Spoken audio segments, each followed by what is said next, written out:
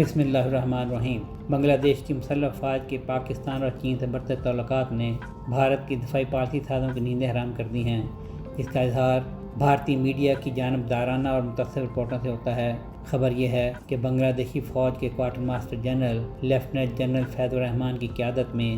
ایک 10 رکنی وفد پاکستان کے دورے پر ہے اور وہ یہاں 24 اگست تک قیام کرے گا، جبکہ بنگلہ دیشی فوج کے سربراہ جنرل وقار الزماں 22 اگست سے چین کا 3 روزہ دورہ کر رہے ہیں۔ مگر خبر یہ بھی ہے جب تک بنگلہ دیش میں حسینہ واجد کی بھارتی کٹ پتلی حکومت موجود تھی، اس کی جانب سے ملک کی دفاع پر خرچ نہ ہونے کے برابر تھا، اور جو جدید ہتھیاروں کی خریداری کے معاہدے تھے وہ بھی بھارت ہی کے ساتھ تھے، جس کے نتیجے میں آج بنگلہ دیش کی افواج کو ہر شعبے میں کمائیگی کا سامنا ہے۔ بنگلہ دیش میں عبوری حکومت کے قیام سے اب تک 1 سال کے دوران پاکستان اور بنگلہ دیش کی مسلح افواج کے درمیان تعلقات تیزی سے مستحکم ہو رہے ہیں۔ سال کے آغاز سے اب تک سینئر افسران کے 3 اہم دوروں کا تبادلہ ہو چکا ہے، اور اب بنگلہ دیش کے quartermaster general lieutenant general Faiz ur Rahman کی قیادت میں سینئر افسران کی 10 رکنی ٹیم 16 اگست سے پاکستان کے دورے پر ہے، جو 24 اگست تک جاری رہے گا۔ لیفٹیننٹ جنرل فیض الرحمان کی قیادت میں بنگلہ دیشی فوج کی ٹیم کا پاکستان کا حالیہ دورہ مکمل طور پر پیشہ ورانہ نوعیت کا ہے۔ یہی وجہ ہے کہ پاکستانی میڈیا میں اس کا کہیں ذکر نہیں،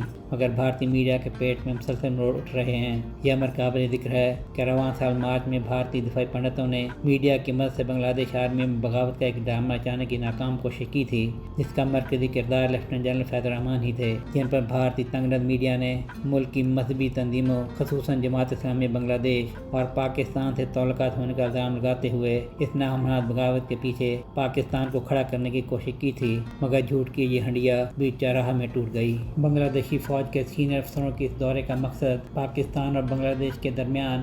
دفاعی تعاون کو فروغ دینا ہے۔ اس میں بنگلہ دیشی افسران کے پاکستانی دفاعی اداروں کے تفصیلی دورے اور سینئر افسران سے ملاقاتوں سمیت آرڈیننس فیکٹریوں اور جدید ہتھیاروں جیسے میزائل اور ڈرون بنانے والے اداروں کے دورے اور بریفنگز شامل ہیں۔ اس دورے کا ایک اہم حصہ بنگلہ دیشی فوج کی انوینٹری میں موجود MI سیریز کے ہیلی کاپٹروں کی دیکھ بھال، مرمت اور اوور ہالنگ کی پاک فوج کی سہولیات کا دورہ ہے۔ اس کے علاوہ بنگلہ دیشی ٹیم خاص طور پر طویل فاصلے تک ٹیکٹیکل مشن کے لیے استعمال ہونے والے UAV